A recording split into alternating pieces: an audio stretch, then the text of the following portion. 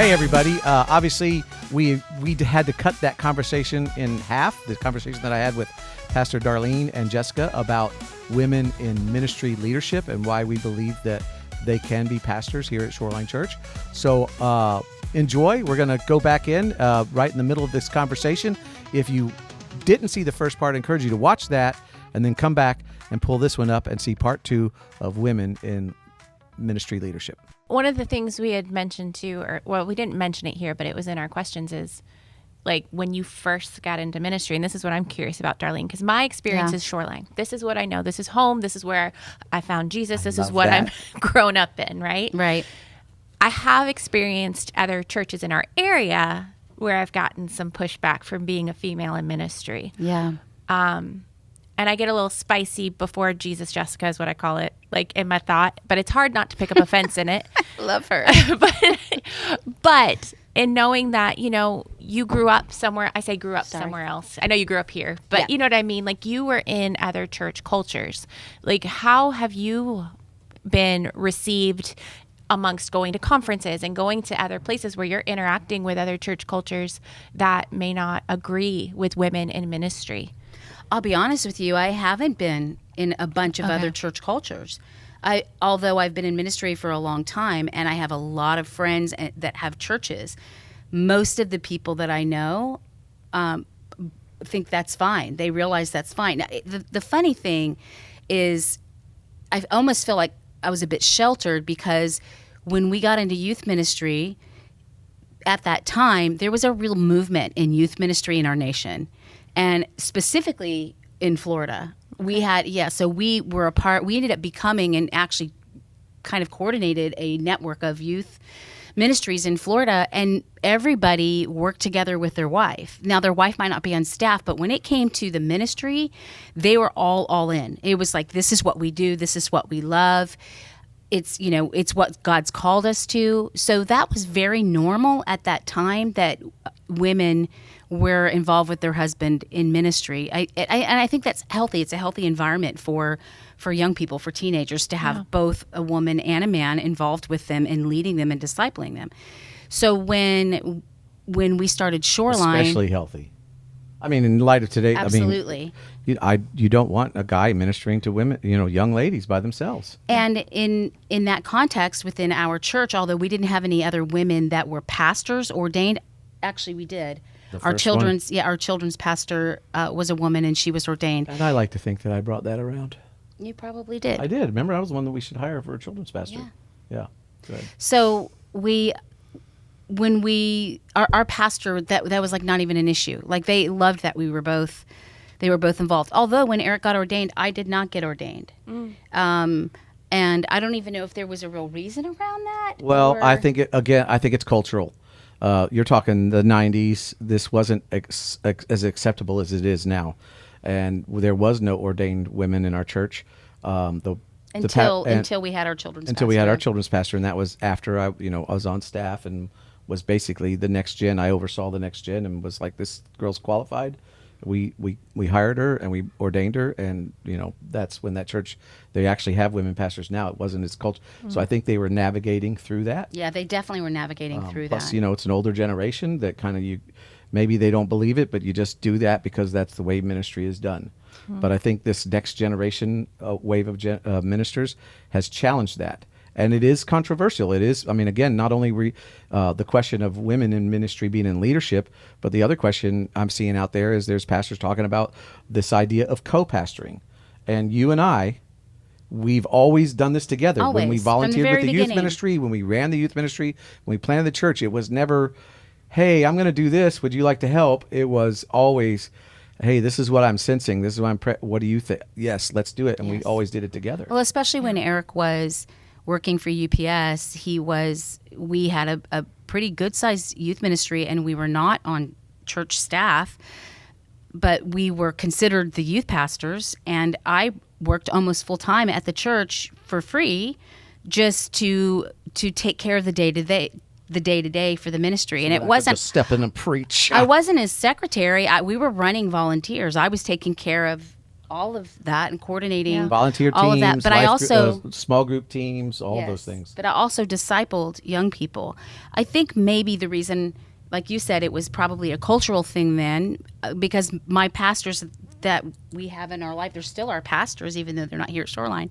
They would all put a yes and amen on my ordination, for sure. So I just think at the time it just didn't seem necessary, but what we started to see was it was becoming necessary. And I think part of it was the culture that when we started our church, in order for me to really be able to empower other people, people needed to understand that I had the call on my life, that I wasn't Eric's wife, like this is my pastor's wife, but that she is also a pastor and she can also lead and she can also disciple. I love telling people that, by the way. Yeah. So, you tell them? Well, when I introduced her, I'm like, this is Pastor Eric's wife, Pastor Darlene. Like, I think that there's significance in that. And I'm like, I don't ever want to lose that, because that is a big call. It's scary. Honestly, I love that you say that, and that was really the point I was trying to make, is that I think there's a difference between being involved in ministry and answering the call, because when you answer the call, it's not a job, it's a calling. So like I've said before, it's almost like, oh, you can't help but it's something that's in you that comes out of you. And yeah, like I can't just shut that off, you know. You surrender your whole self. You surrender your whole self, and you surrender your life, and you surrender your time. It's a big deal. It's, it's not a 9-to-5 job. Yeah. Okay, so let's transition, because now we've talked about our culture. We've talked about that there are podcasts out there and YouTube videos of pastors talking about why it's not biblical for women to be in ministry leadership or the co-pastoring. When you read some of the scriptures that they use is Paul talking to the Corinthian church about how women should remain silent in churches, not allowed to speak. Another one is in 1 Timothy, I do not permit a woman to teach or to assume authority over man. She must be quiet. Also goes on to talk about the, which I find ironic, but he talks about the qualifications for a deacon, and it says it's what, and I've heard guys use this: one man married to one woman, one wife, right? But yet Paul, in Romans 16, when he's thanking everybody, he thanks Phoebe, and he uses the word diakonos, which is the Greek for deacon. So he basically says that Phoebe is a deacon in the Roman church.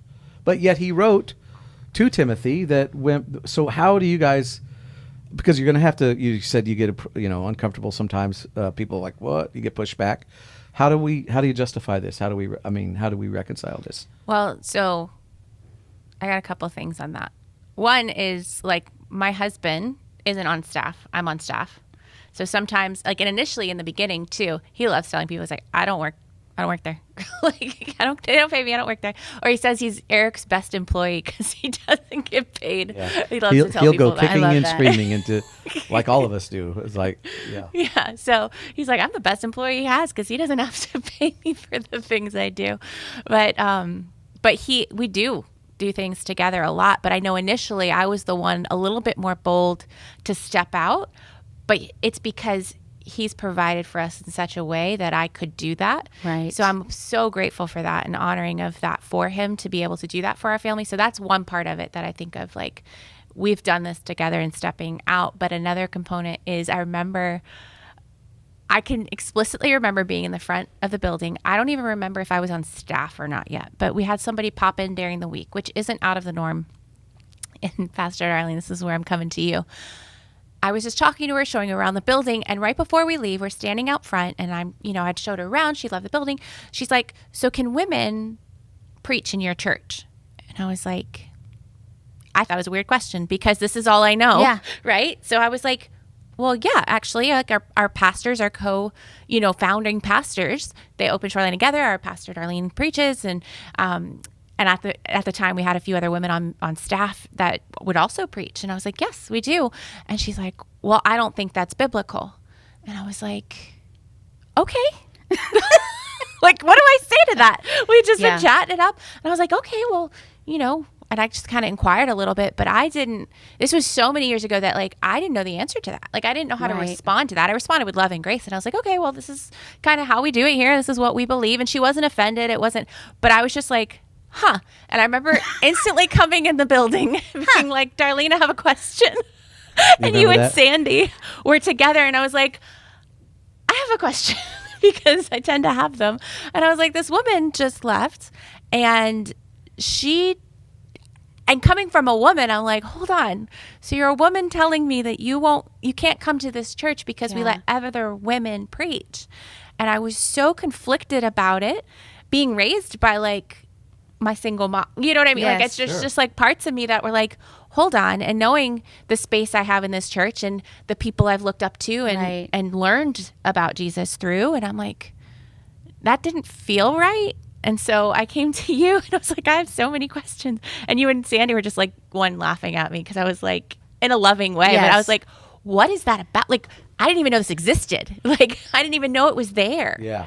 So do you remember that at all? It's like I may not even remember. It was so, barely remember it, but it was such a moment that I was But like, that's why I wanted to talk about this. Yeah. Because I want people to be able to answer this because you're not the only person that's going to get this. Yeah. I'm sure there are people that don't go to our church because of that. And then I want our people to be able to watch because we do messages like why we do what we do, and people need to understand that. Because I actually think that Paul was dealing with cultural issues, and it wasn't a biblical. It's biblical, but it was cultural. I've heard it, and I'll put it this way: I've heard it said that, especially now, with the whole cultural wars going on, is that the Bible is a playbook for slavery. Because the Apostle Paul deals with slavery.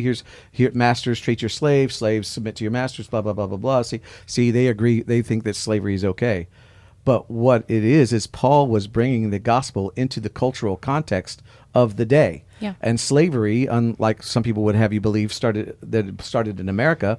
No, slavery was the norm, not the exception. It was rare to find a culture that did not enslave other people who they felt were inferior to them. So slavery was the norm. So it wasn't that the Bible is a slave playbook.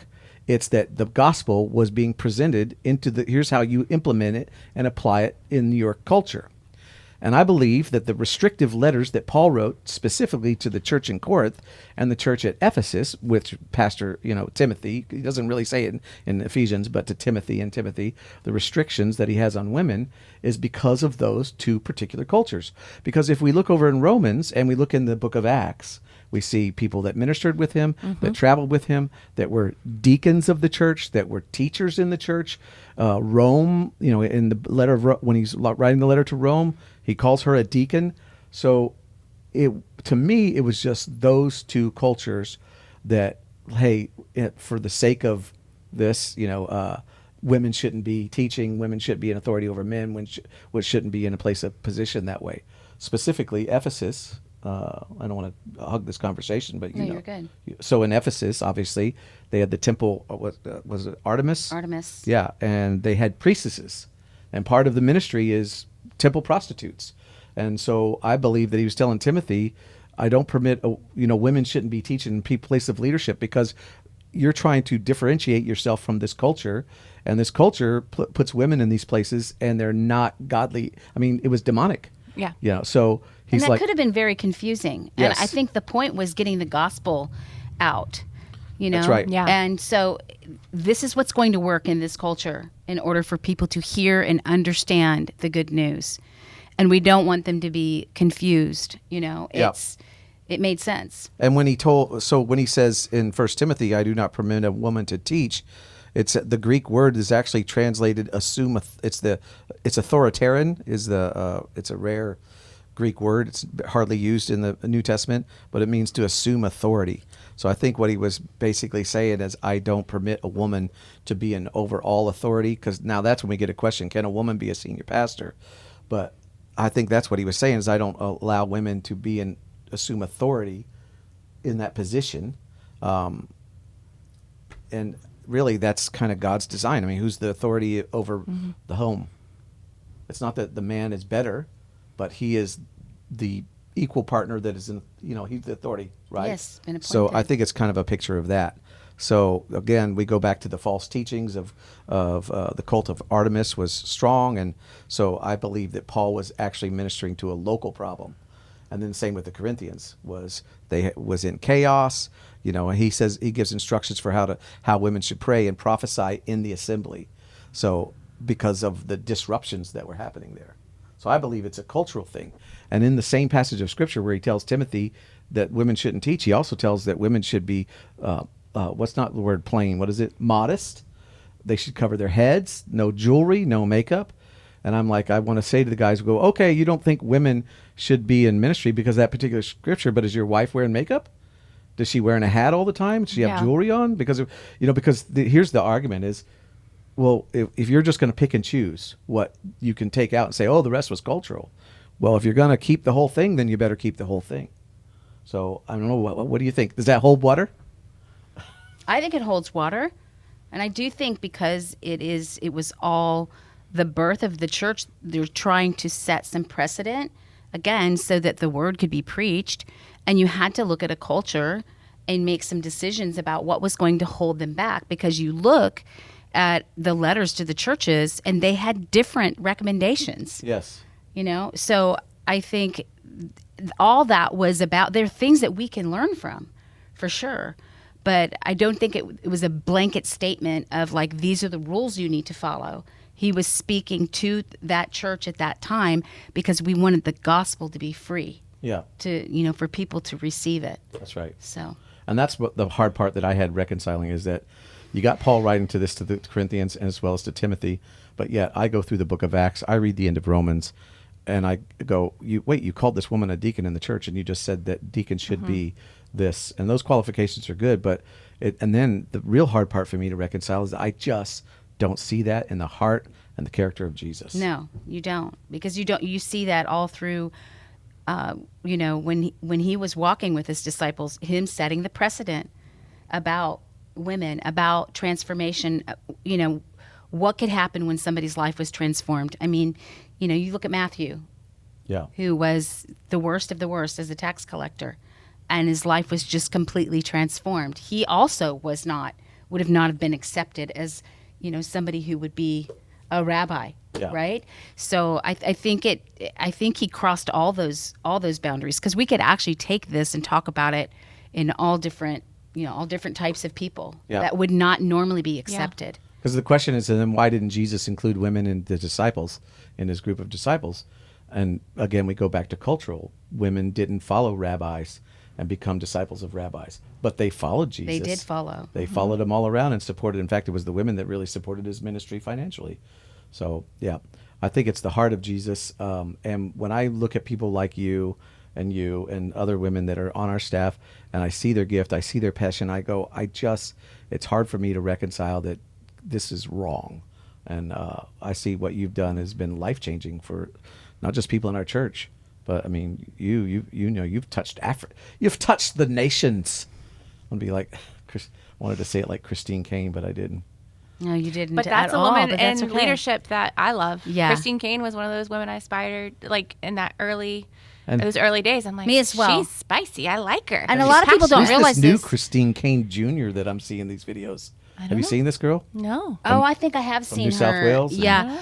What I love about Christine Kane, a lot of people don't realize, I started following her a long time You introduced ago. me to her. I never. But she was a youth pastor.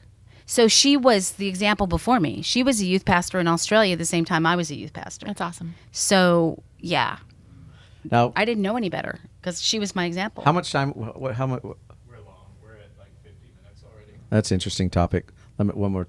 I just have one more question. We'll end it. Is what about pushback? You talked about pushback. How do you see pushback? I know that sometimes we'll have somebody that wants to get married, and we'll go, "Oh, here's your choices," and Darlene rarely gets picked because I believe it's just tradition. It's our culture. People think a man should marry you. Is there any other areas that you've had pushback like that? I'm just going to say that we did have a woman marry us, Yep. but my preference was to have a man marry us. Yeah. And part of it was because I wanted, maybe it was the traditional thing, but I also wanted Eric to feel kind of under that Yeah. A woman covering, married so us. I don't know. Woman married us. She was kind But of by new choice, agey. like we Yeah. picked her. Yeah. That's a whole other thing. But She was kind of new agey. You know, it was She like was. I mean, if I Khalil could, if I could Gibran have was a, quoted. if I could have a do-over for sure, I probably would have a do-over. But that's okay. yeah. God's in it. Thinking of pushback. Yeah. I think part of it is knowing some of the cultures. Like for me, it's sitting at a round table, like after disaster relief hits our area, or being a new fresh face at a table. Because you get a lot of those opportunities. I do. Because it's funny it's because she's like, she's had to interesting. deal with it. I really have not had to deal with it. And it's not out of disrespect. It's not, but I had somebody explain it to me, actually a member of the church, of somebody that was kind of like roughly feathered, I guess you could say. And she explained to me that like at her church, I would not be able to do the job I'm doing because Wow. of being a woman. So honestly, similar to the biblical principles of it, it gave me cultural context to have more grace for this person, because culturally, they don't see me Yeah. the way that I serve in this house, because I couldn't give communion. I couldn't be praying with people the way I do Wow. in that church setting. So it opened my eyes to give more grace, similarly to how we're looking at the Bible, looking at the whole picture of what does culture say. In their culture and how they've gone to ministry school and what they've applied has said, I shouldn't be doing those things. So in their eyes, I'm dishonoring that system. Even if it's being taken out of context, it's what they believe. So like I, as a Christ follower, have to have more grace for it. Love that. Even if I have to like bite my tongue a lot Yeah. and then go and ask a friend to help me pray to have grace for it, like I'm going to keep it real. But it's that pushback of like, it doesn't feel right, but they're probably getting the same kind of pushback when I'm, closing our group in prayer or offering to do something or wanting to pray at a certain event, but not allowed to. It's an interesting situation for sure, but So what I'm thinking is, just like I was not aware I was not allowed to do that, right? I saw, like, your sons and daughters prophesy. They'll prophesy, Yeah. That's that. And actually that was a really key verse, I think, even in that era that we started following Jesus. Like there was a lot on Joel chapter 2, songs, just a lot. But so that I never saw that as an issue at all, especially because I was allowed. But I wonder too, like, what does that look like when a village somewhere receives the gospel, the good news? Like, is somebody coming to tell them and teach them that specific letter? Because I feel like in Africa, that's not a thing, is it? which thing? Is it a thing? Like, as far as women in ministry? I don't know if I personally know pastors in the sense of like, I don't know if that's their title, but I know that I have peers there that function in the same way that I They do function here. in the same way, exactly. Like they're leading the youth ministry. They're leading the schools. They're leading, which the schools fall. Like, so Cabona and his wife Hopkins run very much in partnership. Yes. And she runs the school aspect and he leads the churches.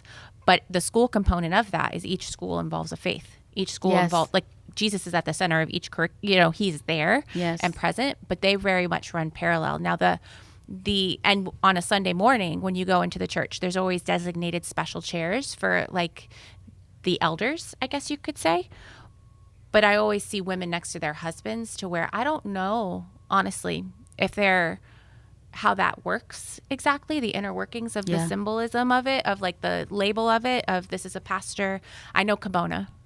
And Yeah. I know the other deacon that is on staff there, but I do know some of the cultural things, like stepping into these areas. I know I dress more modestly to honor their culture. I will, like right now I have a tank top on. I won't do that there. Like, and skirts to church on Sunday or a thing, and I would wear this to our church. But it's honoring their culture more so. So I'm coming in with love and grace, because wearing a skirt isn't going against who my God is or not. And if I'm going to, I want to come as honoring as possible into a situation. And just like Jesus did, he's like, let's have a meal together. It's like, no, I'm going to meet you where you are without changing my value system. but let's just have a meal together. Let's come together and have a conversation. Just like he did with Matthew. He was like, let's go Yeah. to your house. That was shocking for people, Yeah. for him to go do that. And the truth is, Eric used to speak quite a bit in other churches. He traveled a bit, and he would always consider the culture of the church when he would go in. So I feel Yeah. like that is a real thing now. The cultural thing is a real It is thing a thing. now. So you want to go in and respect that. I would never want to go in and just be like, well, I'm a pastor, blah, blah, blah. I would never do Yes. that. I would never, I hope I would never do Yeah. that. Prophetess. It just happens to be that the Lord has opened the door for me Yeah. with these opportunities, and I've continued to just step into them, and that's the way those things. And I think even in rolled Uganda out. specifically, it's like we've been in houses of witch doctors, yeah, but we show up with gifts for like that special needs child that we're visiting in that home. But you better believe we're saying God sent us here. Our God sent us here to bless your child. And then that opens the door for That's what I was opportunity gonna and a say. conversation. It opens the door. It opens the door for them to see something they may not have ever known existed before. and I really believe that that's what Paul was doing. Yep. And I have one more thing. I'll kind of shift gears back to, I asked the question, do you think women can be senior pastors? And I do. I think but here's the argument against it, is that, Paul said, and this is what Eve was deceived first, and therefore, talks about silly women coming up with silly ideas, things like that. And then even, what's his name? The Canadian guy that we like, this, Carrie Newhoff? no, the other Canadian guy, the really smart, that's like your dad. The other Jordan Peterson. Jordan Peterson. He talks about how a lot of social contagions happen through young girls. They could be deceived. But so I think it's important that if there's a woman pastor, that she is an authority over. She's under someone's authority in submission. But every pastor should be. Yeah. Yes, regardless of absolutely. man or woman. Right. So if a woman was going to senior pastor, I'm okay with it. She just has to be an authority, just like I am. I have pastors that I submit to. Mm-hmm. I'm not the supreme authority. But I think you're going to face a cultural issue on whether people are going to accept it. Yeah. That's the issue that we're It's going to. absolutely the truth. Yeah. So, all right. So, obviously, this wasn't exhaustive. We could talk more. This is going to be on our YouTube channel as well as whatever platforms we put on it. We're still developing this podcast. Leave us some comments, subscribe and like. And if you disagree with us, that's fine. We just want to be able to have conversations. Yeah. Yes, And bring that absolutely. back. So, don't forget, we're in Destin, Florida. We have Sunday services 8:30, 10, and 11:30. Good job. Thanks. Lou makes fun of me because I forget all the time. I'm like, I'm just here at a time and I leave when Yes, everybody leaves. I'm here all day. It's And just- thanks for joining me, Darlene. Thanks for Loved joining it. Jessica. Absolutely. Very Thank you. proud of you. What we've seen Yes. God do in your life is amazing. And you are an example to many women, not just in this church, but in this community. And you Thank are you. the mother, Yep. a mom, because that's what I thought about with the youth Yeah. ministry, was that you were really, because you didn't just minister to girls. Oh, I think no. about some, people that didn't have moms, and the teenage boys just gravitated towards her because Yeah. she was like a mom. So God bless you guys. We'll see you next time on whatever this podcast is called. I think that's it. You just named it.